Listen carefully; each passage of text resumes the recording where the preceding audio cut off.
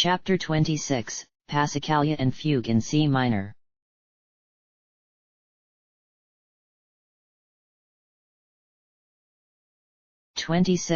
Passacaglia and Fugue in C minor.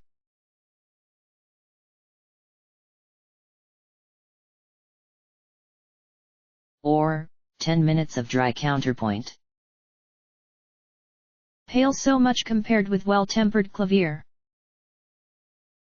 Donald Trump cards, YouTube commenter.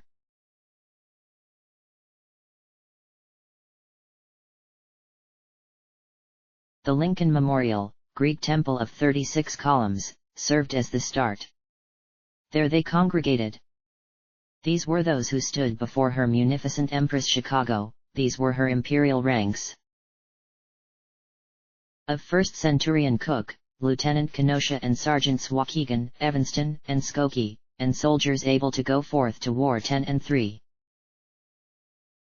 Of 2nd Centurion Cicero, Lieutenant Berwin and Sergeants Elmhurst, Lombard, and Addison, and soldiers able to go forth to war 10 and 6. Of 3rd Centurion Joliet, none. Of 4th Centurion Aurora, Lieutenant Elgin and Sergeants Naperville, Schomburg, and Wheaton, and soldiers able to go forth to war 9. Even all they that were numbered were 50 and 4. This total did not include the one who tallied, which was Administrator Hedgewish, nor did it include her munificent Empress, nor did it include the chief handmaiden of the Empress, who had disguised herself as the Washington Magi and departed to attend the Sidwell Friends School. Few of these assembled had ever before laid true eyes upon the Empress, now stood before them on the steps of the Lincoln Memorial. The colossal form of the 16th President of the United States of America presided at her back, forlorn and tired despite the dignified abode sculpted for him, despite the expansive size of his seat and the breadth of his gaze. An old president, an ancient even, and yet he had been a breathing mortal of flesh when the woman upon his steps had signed her contract with the incubator. Her appearance approached that of the portrait that hung in their dwellings in Chicago. It lacked some of the portrait's flourish, but none mistook her, and her regal garb remained identical. She did not speak to them, and she had remained rooted to the same spot since their arrival in 3 buses from Baltimore, ushered by their respective centurions and lieutenants. Midway up the steps, on a long flat platform, Administrator Hedgewish underwent most of the task of arranging them into 4 columns. Because the soldiers each centurion possessed varied in number so widely, organization by platoon would create a lopsided impression, and yet certain hierarchies had to be taken into account. Who, for instance, would stand directly behind Centurion Joliet, in the spot which ought to belong to her lieutenant? It must be someone worthy of matching the positions of Kenosha, Berwin, and Elgin. After consultation with the centurions and lieutenants, it was decided Hedgewish herself would march in this position. Next came the sergeants. Joliet lacked these as well. That left 9 total, a number indivisible by the number of centurions. While 2 complete rows could be formed, a single remainder would march in the 3rd row alongside 3 ordinary soldiers. Cicero's 3rd sergeant, Addison, sedately offered to be the remainder. The rest of the ranks were filled by the unranked in order of seniority, rather than platoon, from Mundelein to Midlothian. But this arrangement left a final row of 3 soldiers instead of 4, a problem of asymmetry no amount of compromise could solve. Had the handmaiden been present, she might have created the illusion of a 56th to complete the rows, or else the rows may have been shuffled to accommodate the handmaiden herself.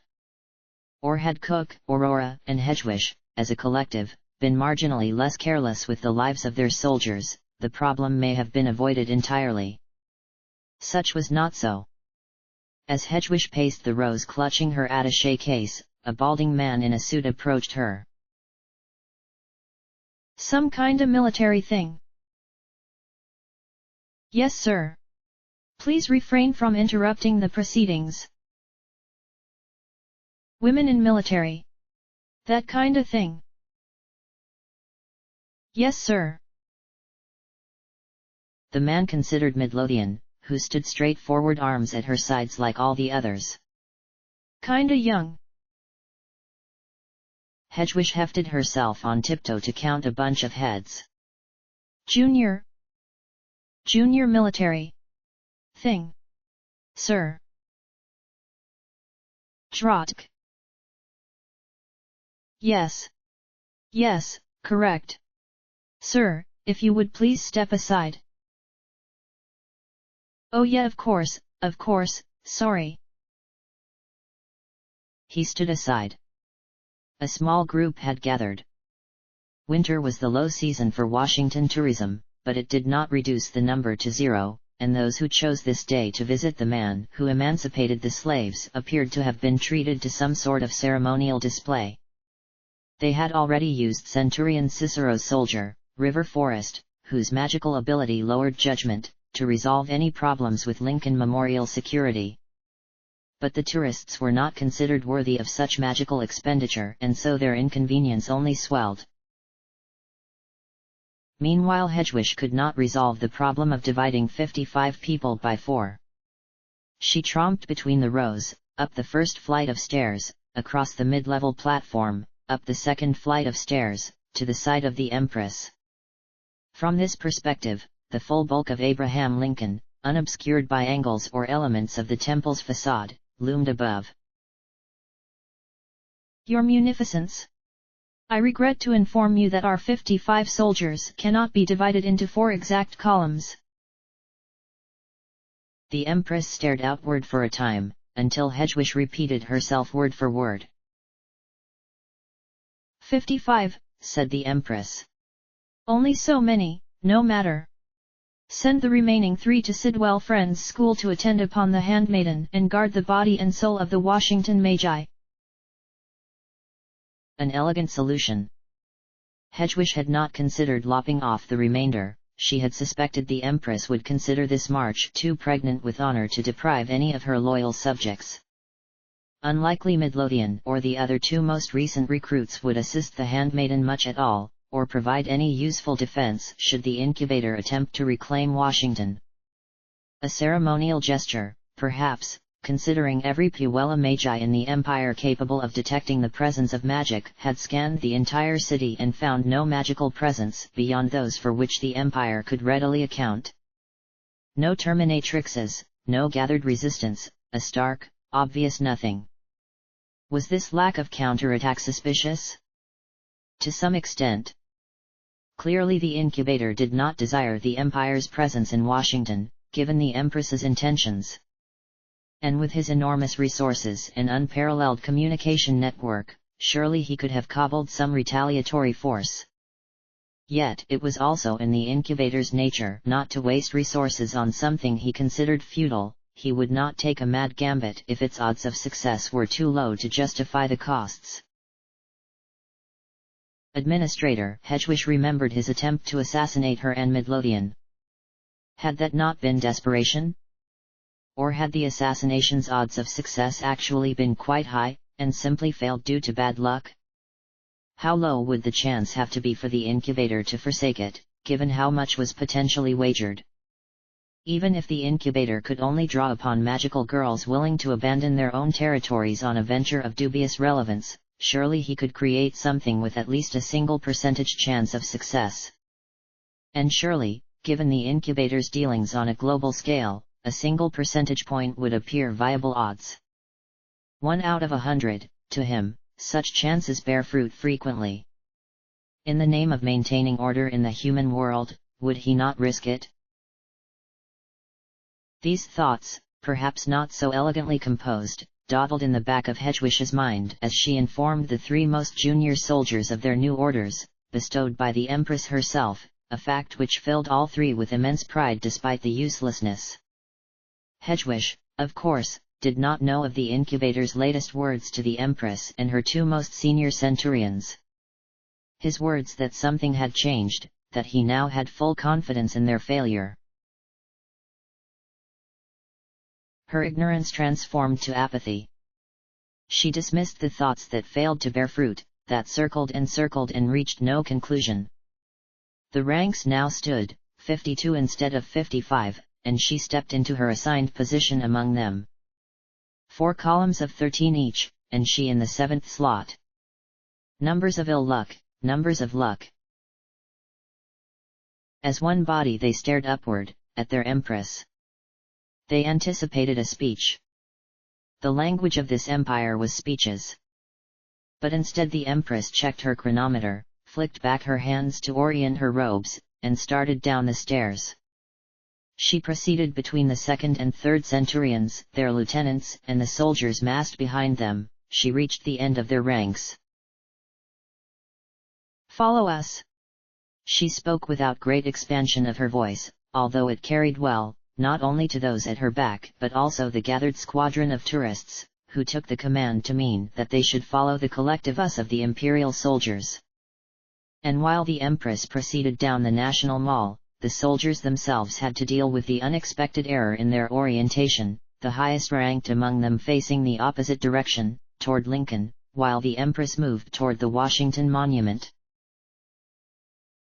She did not pause or even glance behind her to consider whether her soldiers followed, either because she expected their discipline to extend to the superhuman execution of an unpracticed synchronized maneuver or because her head had mired in other matters. It became clear to the more astute that the empress lacked experience in the direct leadership of so many. Thus it fell to the centurions to restore order. Cicero sprung to the fore and directed with a hasty series of hand motions the awkward adjustments necessary. The bodies scrambled 52 pickup style, aided only by the unified desire of everyone to get where they needed. By the time they reorganized, the empress had reached the beginning of the long, reflecting pool that spanned most of the distance to the next iconic landmark. Their antics impressed few tourists. The reflecting pool was the next hassle. It stood directly in their way. They would need to turn slightly to follow the path that ran parallel it.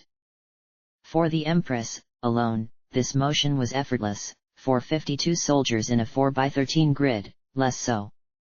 They had to slither snake-like, turning in a staggered pattern to avoid trampling the long clearly marked keep off. By the time they managed it, the empress had again leapt ahead. She had not glanced back since she began, although the chorus of footsteps ought to have attuned her to their distance. She maintained an even pace and proceeded with all due majesty. The few tourists who followed generally followed her, although by the time they reached the Washington Monument most decided to continue no more. The National Mall spanned 2 miles from one end to the other. Once they passed the Egyptian obelisk to George Washington, their goal arose. Shrouded in a semi-darkness that had remained since the encounter with the Washington Magi, the Capitol. Elevated upon its hill. Tall white dome. 2 wings, north and south, columns and windows of mathematic width and spacing. It grew in size, it grew in detail each step they proceeded. Down the mall the length of a mile, around another reflective pool, and up its outer steps. This was a creation of a different empire, one parallel and irrelevant to theirs.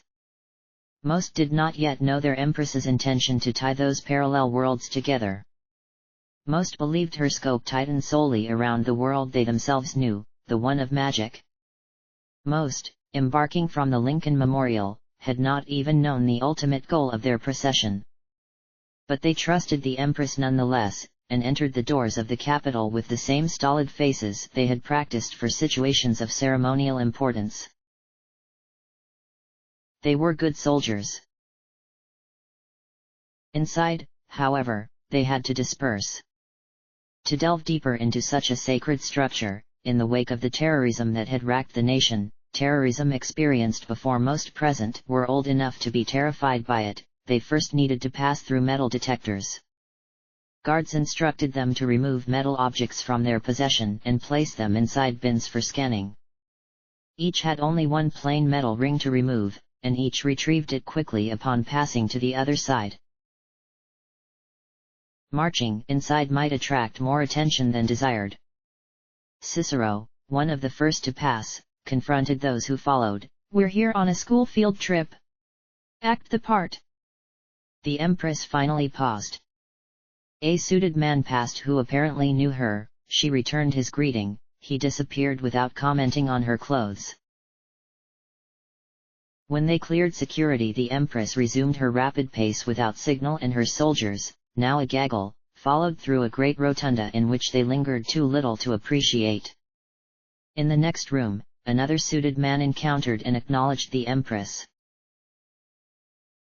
Senator Luce. He spoke in a strange, almost stage, whisper. Susurrate sounds snuck into the spaces between his words. Is this the school you? Senator Reed, said Senator Millicent Dorothea Luce, D. Illinois, to Senate Majority Leader Harry Mason Reed, DNV, for it was he, clad in wireframe spectacles and a silver tie with polka dots that looked like eyeballs, each centered around a black pupil. These are indeed the young women I sponsor. I financed a trip for their edification. They've received passes to view the Senate today. Well, now isn't that something? Senator Reed nodded to some of the foremost soldiers, in particular Cicero and Cook. Exciting day today. Unemployment benefits end, and Federal Reserve. Learn a lot about your country, girls. Oh yes, said Senator Luce. The vote on Janet Yellen as new Fed chair.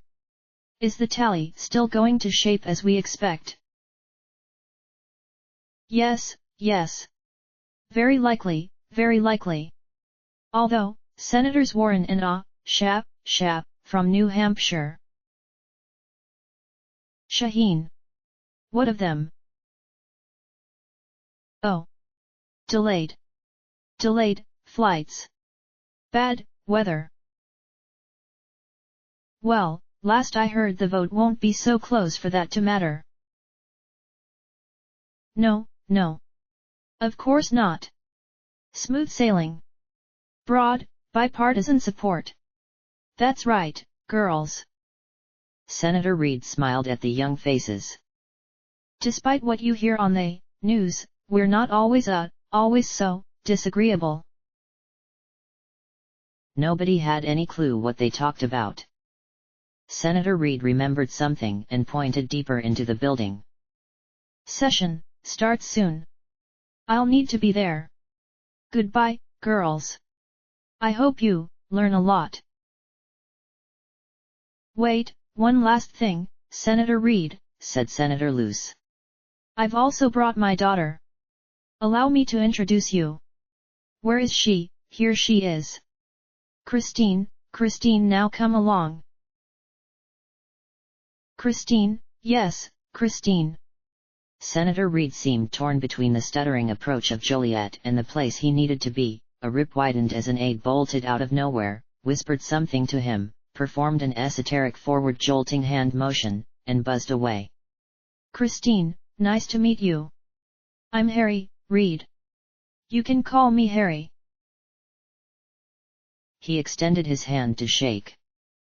By now, Cicero and Cook had all but shoved Joliet forward, so that her heels squeaked across the buffered tile floor. Her head slouched between her shoulder blades and she tilted her eyes upward at the senator with her hands clasping and unclasping. Go on, Christine. Senator Luce gave her daughter a significant look. Neither reproachful nor imploring, but communicating something only she would understand. Shake his hand quickly, he has to be places. HKKK, hello. Christine Luce managed no further, but did extend her hand. Senator Reed took it and gave a single strong shake, then he imparted a friendly smile and a wave that might have once been photogenic but now no longer needed to care. He started toward the Senate chamber, made it 3 steps, and stopped. Tapping his chin, he turned his head and looked at Senator Luce. Senator, he said, that outfit. Is it inappropriate? Said Senator Luce. It's certainly striking. I have to go. He blinked, rubbed his eyes under his glasses, and vanished through a doorway. Senator Luce checked her chronometer. Miss Jefferson, she said, Miss Cabwe, and Miss Romero. Please escort your fellow classmates to the galleries. A professional aide of mine will provide your passes to watch the Senate in session. Oh, so where may we find these galleries, Senator? Valerie Jefferson ebbed into this geography's particular parlance. A trenchant cut of the senator's hand indicated the way. As for you, my daughter, you shall remain with me. We have many more senators to meet. Why? Yes, said Christine Luce. The group divided. The main traveled the path provided and met Senator Luce's ordinary female aide in front of several doors. The woman wore a smart business suit and doubled the age of all present save Miss Jefferson, although she had taken successful measures to appear younger. She divvied passes for the galleries and after explained briefly the expected behavior of spectators. No cheering, booing, or other loud noises. No cellular or electronic devices, no food or beverage. Restrooms outside around the corner. Failure to comply will lead to a blemish on the offender's record at their prestigious academy. The aide smiled the entire time. I've never met the senator's students. Her charitable work is the envy of the entire legislative branch. Sure, there are philanthropists, but nobody so take charge. You're lucky girls. Thank you, said Lakeisha Cabwe, who still thought of herself as Centurion Cicero. Now in you go. I'm afraid I can't chaperone you myself. I understand there's a certain Miss Jefferson to watch you. Me, said Valerie Jefferson. Awesome. In explaining the rules, the aide's formality had flaked away until she seemed the most casual of them all. I'll see you guys in a few hours, I've ordered catering for after the session. Hope you enjoy Washington. At the organization of Miss Jefferson and Miss Cabwe, and even Miss Chatterjee who assisted where Miss Romero remained silent, the 52 students entered the upper level of the United States Senate chamber. The chamber had 2 levels. The lower level's space, although adorned at points by shallow alcoves or engaged columns, fit a rectangular plane. Arranged in 4 semicircular rows were a total of 100 wooden desks. The outer rows were raised slightly compared to the inner rows, giving the impression of a theater design so that anyone seated, no matter at which desk, had a good view of the central dais. The dais, backed by ornate curtains and a solemn United States flag, had a primary chair of foremost prominence and several lower desks arranged around it. These desks held papers, pens, and other notary tools, but not yet people. However, a large number of business-like folk milled around the room. The second level, which Senator Luce and her aide described as the galleries, ran along the entire perimeter of the first level. It also contained rows of seats arranged theater-style. These seats were clustered in groups of 5 by 8, so that each cluster of seats held 40 people. There appeared to be 10 or 12 groups total, spaced evenly along the perimeter, with some variation in the group directly behind the first-level dais. The students of Senator Luce's academy took their seats with proper discipline and adherence to all regulations. Most other seats were empty. The students scanned the first level for Senator Luce, but could not find her. Senator Reed stood behind the most central desk on the innermost ring of desks. Atop his desk was positioned a podium.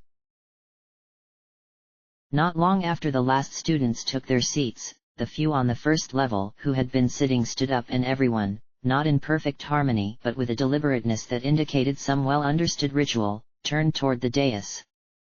In the galleries, Lakeisha Cabwe stood too, and signaled to her peers to emulate.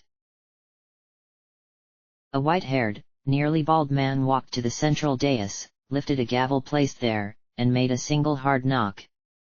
The Senate will come to order, he said, and the chaplain retired Admiral Barry Black will lead the Senate in prayer.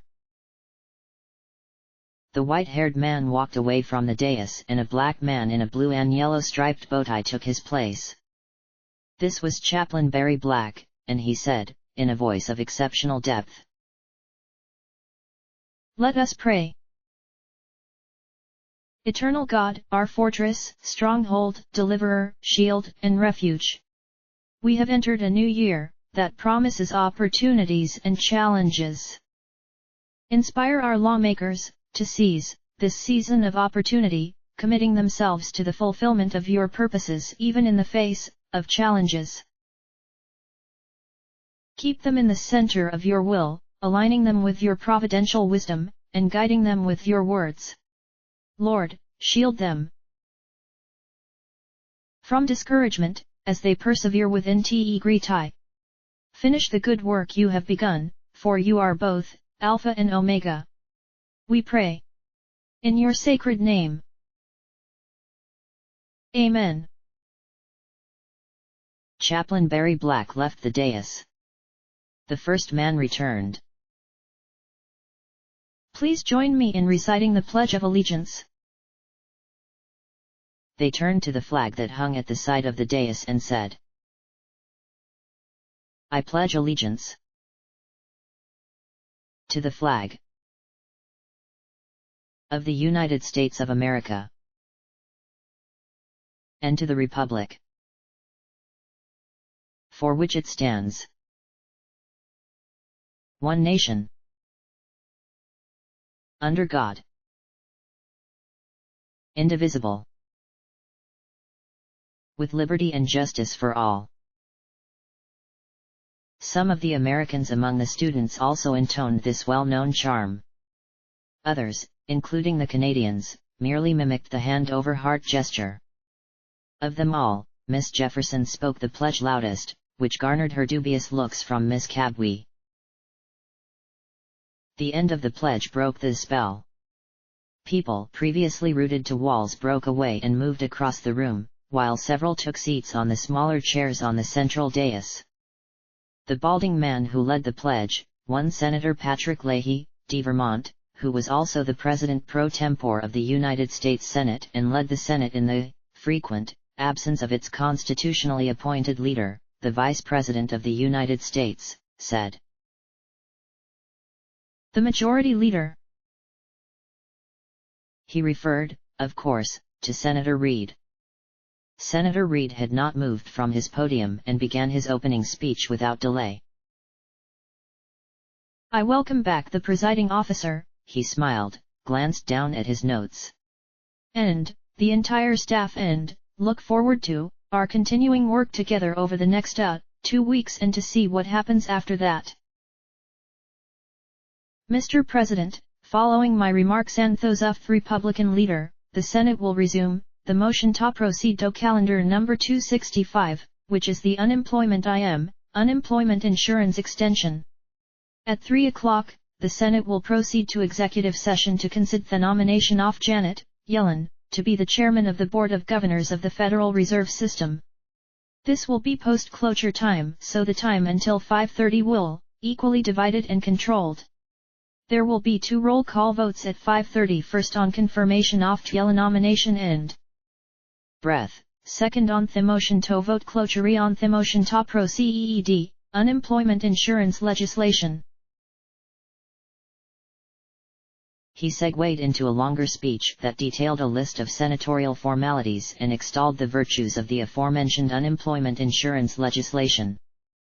Overall, he spoke for 15 minutes, during which Senator Luce did not make an appearance.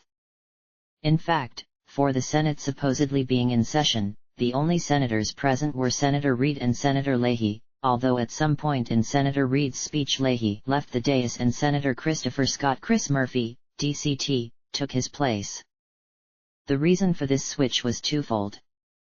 Although Senator Leahy, as the senator from the leading party with the most seniority, was rightfully the president pro tempore, it would be rather dull for such an esteemed personage to sit in the same chair for however many hours the Senate decided to remain in session, so he delegated the position to a series of younger Democratic senators, which would not only reduce boredom but also teach the rookies more about the rules and procedures of the Senate body. The second reason was because, when Senator Reid's speech ended, Senator Leahy became the next to speak. He spoke about a health care law. His speech likewise fell on a room mostly devoid of senators. While aides and other dignitaries filled the room's edges, the 100 wooden desks that thronged the dais remained empty. The sad sight of Senators Reid and Leahy standing alone and speaking so long form to so few notables struck many of the students. Other students did anything they could to stave off boredom. They had trained their bodies to endure harsh conditions, enormous physical stress, mundane drills, and formal ceremonies, but even the speeches of the Empress rarely lasted so long, and the feeling that they had only just begun loomed. Had Senator Reid said they would vote on something at 5:30? It wasn't even 2:30 yet. What would fill the space between? After Senator Leahy, Senator John Francis Jack Reid, DRI, spoke about the unemployment insurance legislation that hung over the students like the sword of Damocles. He spoke for 17 minutes and left the room. The room remained devoid of senators for the next hour and 20 minutes. During that time, Senator Murphy stepped down as acting president pro tempore and Senator Mazie Keiko Hirono, DHI, took his position. For some of the students the boredom became unfathomable, but none dared do more than fidget, and many not even that. Senator Murphy returned to the room to speak, ending the long silence. He brought with him a sign that read, "Gun deaths in America since December 14, 12041. Enough is enough. Number voice off victims." The sign's audacity snapped the students from their endless doldrums. He spoke for 9 minutes to the near-empty chamber before leaving and taking his sign with him. Shortly thereafter, Senator Dean Arthur Heller, RNV, took the floor. Like Senator Reid, not Reid from Nevada, but Reid from Rhode Island, he spoke in favor of the unemployment insurance legislation. He and Senator Reid were apparently co-sponsors of the bipartisan bill. He spoke for 7 minutes and left the room. Where was their senator? Where was Senator Luce? At one point, Lieutenant Berwin, Leah Roth, leaned forward and whispered to Lakeisha Cabwe, "Oughtn't we to check on our leader?" To which Cabwe only made an annoyed toss of her head. Senator James Mountain Jim Inhofe, ROK, spoke next. He spoke for 18 minutes about climate change. His speech included the highlight of the hour when he mentioned their hometown. The National Weather Service reported that Chicago's O'Hare Airport's temperatures hit 16 degrees below zero on January 6, breaking the negative 14-degree record set in 1884. This makes Chicago colder than the South Pole, where it was 11 degrees below zero. The fleeting reference past and irrelevance resumed, although the senator's spirited description of a vast conspiracy headed by the United Nations and the Environmental Protection Agency allowed some cause for lukewarm interest. After him Senator Jefferson Beauregard Jeff Sessions III, RL, spoke. But his distinctive Southern twang, muddled with the complete disinterest of the students and the continued bandying of large economic terms rendered his topic incomprehensible. Then came Senator Charles Ernest Chuck Grassley, RIA. He left a full second's pause between every word he said. Then came Senator Sherrod Campbell Brown, DO. He spoke with his head tilted down about as far as it would tilt, Joliet style. By now, some of the students in the back rows had devised silent games to amuse themselves, ranging from thumb wrestling to connect the dots scribbled on tiny scraps of paper. Those in front, less fortunate, resorted to more desperate measures, such as risky attempts to sleep while remaining upright, a technique perfected only by Centurion Cook. Some had better discipline and some remained totally apathetic. Only one among them could be said to be engrossed in the proceedings, that being Administrator Hedgewish, Lila Chatterjee. In a previous life, Lila Chatterjee had considered herself versed on the relevant political issues of the day. As versed as a 14-year-old could be. Possessing any knowledge of these issues whatsoever placed her above her classmates, and that might have been why she endeavored to learn in the first place. The theater below reminded her of those old issues, climate change and benefits and spending. Her realm of expertise had been Canadian in nature, but many topics straddled the divide between the nations, and here they were breathed life in a world of far more purpose and order than her own.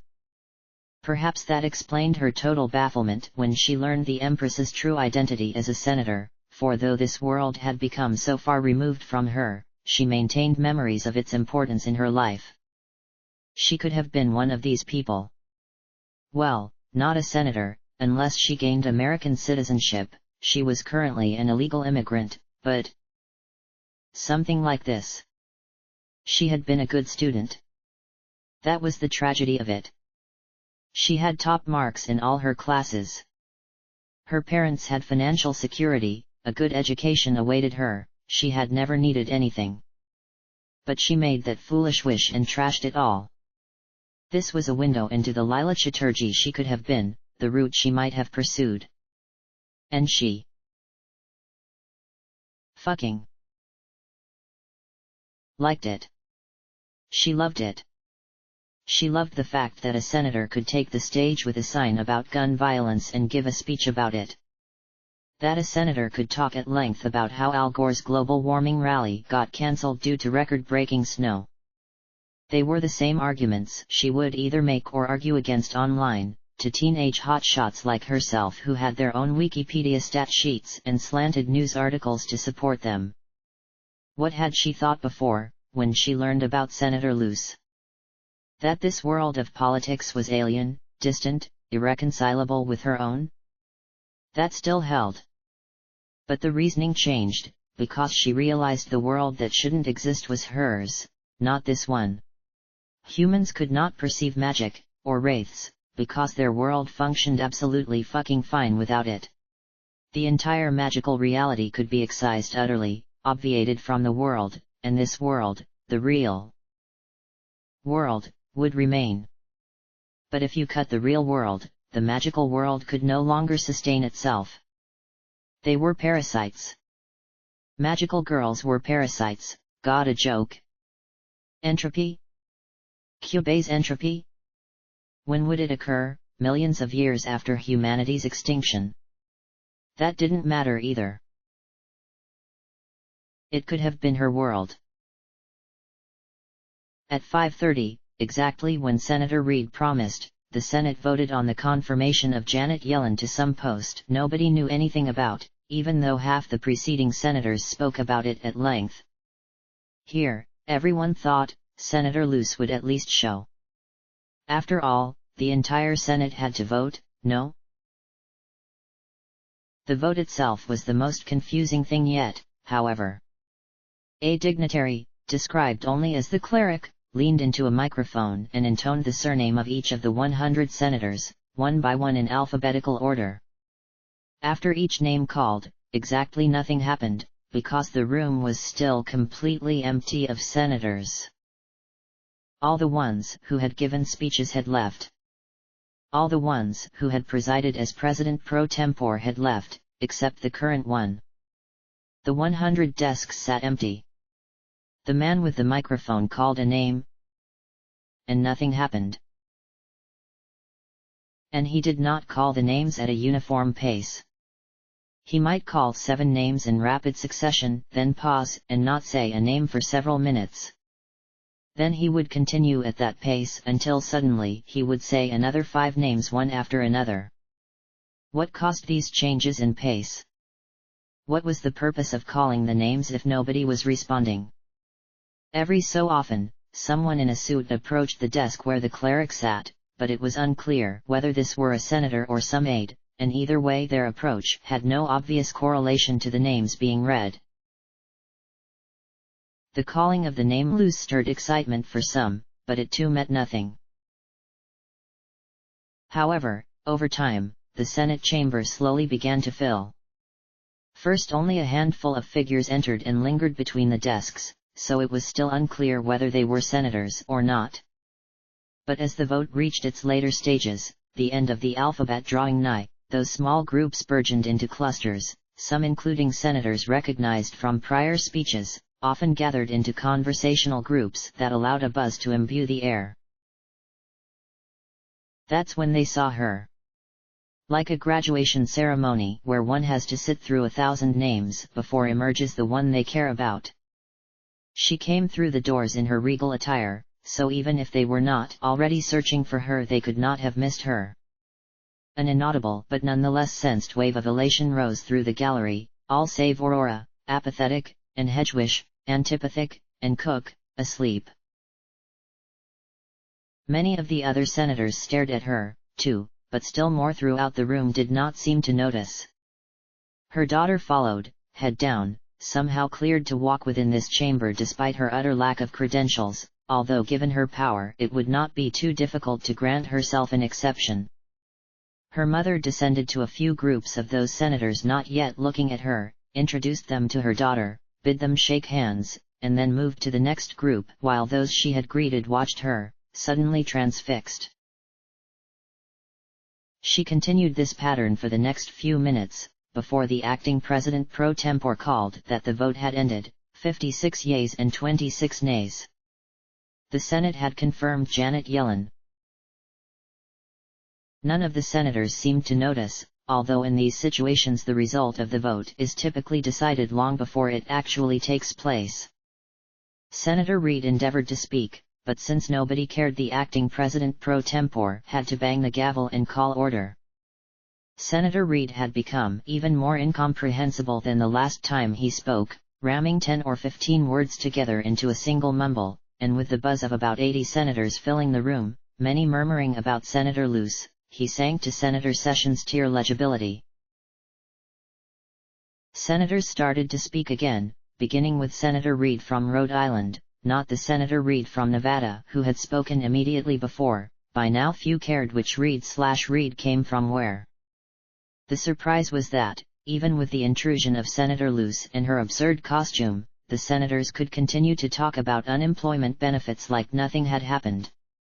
As soon as Senator Reid finished, Senator John Cornyn III, RTX, jumped up and accused Reid's unemployment benefits vote of being a political stunt. For Hedgewish, this spicy development far outstripped Senator Luce's appearance. Now that more than one senator dared be in the Senate chamber at a time, they could get to the real good stuff. Senator Cornyn continued, claiming that the vote on unemployment benefits should be delayed because 17 senators were currently absent. This ought, said Senator Cornyn, to be postponed to a later time where we can have a real debate. We can also look for how to pay for this extension of unemployment benefits, and how to get the economy growing again so people can find jobs. That's what people want, they want to work. They don't want unemployment compensation, they want jobs so they can provide for their families. Senator Reid, not Reid, attempted to interrupt Senator Cornyn, but Senator Cornyn's ability to actually be understood gave him a critical advantage and he continued. Unfortunately, because of the timing of this vote, we know what the outcome is, and it's transparent that this is a political exercise, not a real effort to try to fix the problem. Senator Cornyn sat down and Senator Reid got his chance to speak. Mr. President pro tempore, I ask unanimous consent the vote be scheduled tomorrow, 10 a.m. The acting president pro tempore asked for an objection. Nobody objected. The vote was rescheduled to a day when all the senators could be there to vote. Hedgewish went bananas. What the hell did she witness? Senator Reid had mumbled his way through the session, but a move like that sent chills. Chills. Ice cold, he shut down Senator Cornyn, and it wasn't like Cornyn had been spouting nonsense. Of course, Reid's party had control of the Senate, that was why Reid was called the majority leader. So whether 17 senators were absent or not, he could be pretty sure his vote would pass. By allowing the vote to be postponed so effortlessly, like he didn't give a single fucking shit, it turned Cornyn's argument directly on its head, made it look like Cornyn was the one pulling a political stunt, gaining moral high ground on a vote his party would lose anyway. It reminded Hedgewish of, it reminded her of DuPage. Something DuPage might pull in a conversation with the Empress, a subtle usurpation offered with a sneer. Giving Cornyn or the Empress exactly what they wanted, but in a way that made them look a little foolish for even demanding it. Her hype died when she saw the next senator to stand, that aforementioned Empress, Senator Luce. Joliet stood beside her. Most of the conversation among the other senators died as the acting president pro tempore said, "The senator from Illinois." Many had watched her wind her way to her chair and wait for the business of the unemployment benefits vote to resolve itself before taking the floor. Many wondered what she had to say that she came attired so. "Mr. President," she said, for it was Senate custom that speeches be addressed to the presiding officer, "today I would like to discuss a matter that, to my knowledge, has never been brought before this Senate in its long and storied history, and yet is an issue I believe of critical importance to the well-being not only of this nation but, also, the world." Most of the milling senators had not taken seats at their assigned desks. They stood in the center of the hall, at its fringes, wherever. Many meaningful glances passed between them. The students in the galleries grew excited. Hedgewish developed second-hand embarrassment. "This issue is that of the existence of magic. Now, before I am interrupted by well-meaning but uninformed members of the Senate, I would like to clarify that I do not mean the sort of parlor trick performed by a street-side entertainer, nor the smoke and mirrors extravaganzas that flourish within the theaters of Las Vegas. I mean legitimate magic, which I shall define for the Senate as that which is not only unexplained by conventional science but indeed antithetical to it." Her speech had met with an increasing number of quizzical looks from her colleagues, and at this point of pause Senator Reed stood up with renewed mumbliness and said, "Ahem, Mr. President, UMMM, the junior senator from Illinois, I believe she's." "Aren't there dress code rules?" said someone out of turn, causing the acting president pro tempore to bang the gavel and call for order. "I would like to be given the chance to speak," said Senator Luce. "After all, there are absolutely no rules explicating that the content of speeches on the floor of the Senate pertain to any specific matter, a fact that many present have flaunted during filibuster." At this, the interruptions died down. Several senators figured she was staging a political stunt and turned to their own business. Senator Luce continued, "I assure you, I do not intend to make a mockery of an institution as hallowed as the United States Senate, nor do I plan to speak overlong on my matter, unless I find there is willingness on the part of my colleagues to continue the debate after I have spoken. Additionally, I make it my objective to present to the ladies and gentlemen of the Senate incontrovertible proof of the existence of magic. I produce before the Senate one Christine de Pizan-Luce, who some may know as my daughter, and who has the capability of producing effects that can only be described as magical given the definition I have heretofore provided. Christine, would you please produce before the men and women of the Senate your soul gem?" Although they had assuredly rehearsed the speech before, Christine Luce flinched at both the evocation of her full name and the request of her mother.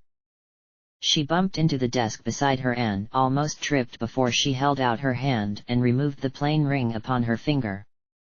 Placing the ring on her upturned palm and casting 5 less than furtive glances at her mother, she contorted her grimace and caused the ring to transform in a flash of light, so that an egg-shaped gem now balanced where it had once been. The effect surprised a large portion of the senators, and the communal gasp of shock that surged through the chamber was matched only by the complete confusion of those whose hands Christine had not gotten around to shaking, for whom the ring appeared to remain a ring. Those who did see the ring transform, however, quickly overcame their surprise. It was clearly some sort of toy or device with a fancy lighting effect. Or maybe even typical sleight of hand, with the flash produced to obscure the requisite motions. "This is a soul gem. It is the source of magical power for those who are capable of performing magic. For the sake of simplicity, I'll refer to such people henceforth as magi. Allow me, briefly, to explain some of the less obvious properties of the soul gem. As she started to prattle about the sorts of things that Kyubei usually tells neophyte magical girls, several of the senators started to understand. It must be some sort of game or TV show, something sweeping the youth of the nation. A piece of media Senator Luce believed had deleterious effects on those who consumed it. So her opening remarks and costume were a stunt, but at least one that served some kind of point relative to the matter of her speech. Meanwhile, in the galleries, one of the seated students stirred. This student was known among her fellows as Skokie, a sergeant in the platoon of Centurion Cook. Although she was a veteran of several years, she had only been promoted to her current rank in the past week, after one of Cook's previous sergeants was given the governorship of St. Louis. As such, Skokie did not have total confidence in herself as she disturbed the utter stillness in which the students had languished for the past 4 hours and approached the front row cautiously. Her fellow students were engrossed in Senator Luce's speech, so few noticed her, a fact that brought her immense relief, although she could not avoid the inevitable. Indeed, the longer she waited, the worse the situation might become and the harsher her punishment for negligence. She knelt on the steps beside the seat of Centurion Cook and leaned close to her ear, only then realizing Cook was asleep. She nudged her shoulder to rouse her. Cook's eyes half opened and the lids drooped, but she gave no start of surprise. Her lazy pupils flitted to Skokie, who whispered something. Within a few moments, Cook reached over and shook Cicero to listen. Although Cicero was loath to look away from the spectacle on the floor, she moved in and heard what Skokie had to report. Skokie was one of several magi within the empire who had an especially keen sensitivity to the presence of magic. However, between magi with this characteristic, the exact nature of their sensitivity varied. Some, like Hinsdale and Hodgkins in Cicero's platoon, could track magical signatures like greyhounds. Others, like the missing and presumed dead Paulos of Joliet's platoon, had an internal radar. Skokie's power was more like a trap. She created spaces that, when entered by a magical being, set off a little alarm inside her. The practical applications of this power were excellent for guarding important areas, such as the administration building and the yacht back in Chicago. The larger the area she imbued with her magic, the more energy it took, but this limitation could be circumnavigated with creative thinking. For instance, upon Washington's capture, Skokie had been ordered to surround the city with a razor-thin line of her power. Although this line spanned many miles and took an hour to establish, it was so thin that its total area remained at a manageable energy level. And, like a tripwire, if any magical being crossed the line, it would trigger Skokie's alarm. That was what she related to the Centurions. A singular magical being had crossed the line on the outskirts of the city. Only one, whispered Cicero. Correct, milady, only one. Cicero stared stone-faced forward. Her empress droned in the background, describing now the alien being known as Kyubei, short for incubator, and his role in the creation of magi. The incubator himself had elected not to show, likely because Joliet's magic would counteract whatever perception-occluding technology he used to cloak himself to ordinary humans. What was he planning now? In many ways, a single magical being crossing Skokie's tripwire boded more ill than an amassed army. The option existed that it was merely a dumb nomad blundering somewhere she had no right to be, but Cicero decided not to rely on such an assumption. The incubator would know the position of Skokie's line and could have his army waiting just beyond it for when his foe drew close. The one they now sensed might be a trap designed to lure them. Cook's voice was louder than polite given their ostensible roles as spectators. Clearly, let's scout more intel before we act. Agreed. Cicero sought one of her own soldiers among the seats. Addison. The soldier in question, Cicero's youngest sergeant, versed in long-range combat and detecting telepathic communication, moved to her lady's side with all due haste and silence. At your command, milady. Go with Sergeant Skokie and investigate a magical presence detected near the city's fringe. Yes, milady. Should we send any others? Said Cook. If it's a trap, I would rather lose as few soldiers as possible. Addison will be able to locate and procure information about the target. She can relay her findings to Lombard. Cook shrugged. Very well. Aurora, who had not been invited to the conversation, lolled her head. Recall the handmaiden too. Good idea, said Cicero. Best not to remain split. Elmhurst, contact the handmaiden and inform her of the situation. Yes, milady. Skokie and Addison departed. The Empress's speech continued. By now, the Senate should have a general understanding of the basic rules that guide magic. Next, I shall move to a demonstration of the slightest fragment of its capabilities. Again, I would like to turn the attention of the Senate to my daughter, Christine. Christine, please transform into your magical vestments. Christine swallowed a cough and did as commanded.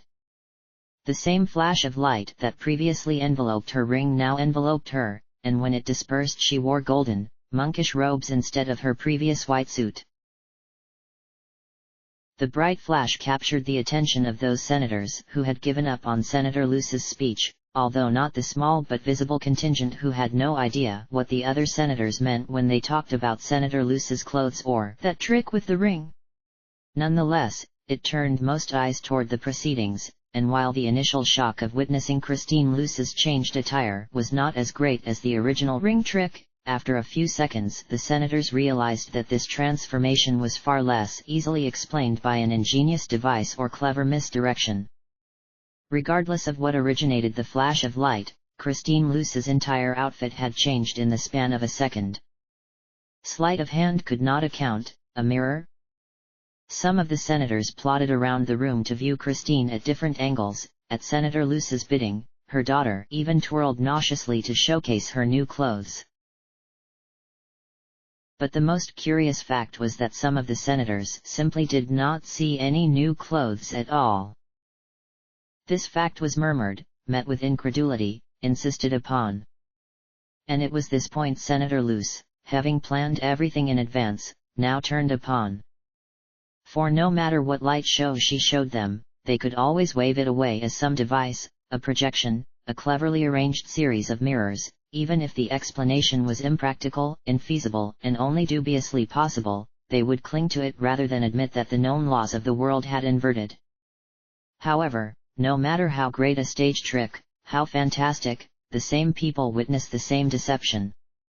Here, in the center of the room, thronged about by senators, some who could perceive and some who could not, with no apparent pattern to their positioning or political affiliation, the trick could be less easily denied, and any plausible deniability that might remain vanished as the suspicious senators swapped places. Those who could not see moved to where those who could were standing, those who could moved to those who could not, and the effect did not change. It was the eye of the person who determined what they saw, not where they stood, and while to some extent human vision is subjective, such a drastic difference in an ordinary room with clear lighting was unaccountable. This would only be the first step in convincing them, however. The senators were rational people. They would assume a rational explanation, even if they could not place the explanation themselves. Their modern society had conditioned them to such a response. That was all expected. All that was necessary now was to plant a seed. By the end of her speech, she would have watered that seed into a beanstalk not easily felled. As she moved to the next component of her program, Sergeant Lombard leaned over the seats and tapped Cicero on the shoulder. She held an enchanted radio with a dial and a small screen. Addison and Skokie are reporting. I praise their efficiency. Cicero kept one eye turned toward the Empress, but she knew her focus must remain on this matter of security. The Magi in question was easy to find. She does not appear to be taking any measures to conceal herself. Here is what they're seeing. She held up the radio. The screen displayed a lone young woman, perhaps quite young. Cicero reckoned she could not be past puberty due to her shortness and slightness. She wore an elaborate costume that marked her as magical to any onlooker, a fancy white tuxedo with a top hat and purple band. She swirled a dandyish cane around one finger as she walked along a sidewalk. Administrator Hedgewish, said Cicero. Based on the records you possess, can you identify? Oh. Cook examined the radio screen over Cicero's shoulder. I know that young lady, she's... Hedgewish knew too. One instant, that was all it took. One instant and she could smile. Who else? This person was always going to show up again. Hedgewish had never denied it. The Empress, below, kept talking. But the attention of the most important members in the galleries had shifted. The expressions on the faces of Cook and Hedgewish, while eccentric, portended to Cicero's significance. This lone Magi was no wayward nomad, she knew even before the name was spoken. Spoken first by Cook instead of Hedgewish, because Hedgewish had to pause to consider what name would be best to call her, while Cook simply did not care. The name Cook said was Clown Muffle. End of chapter. Chapter end.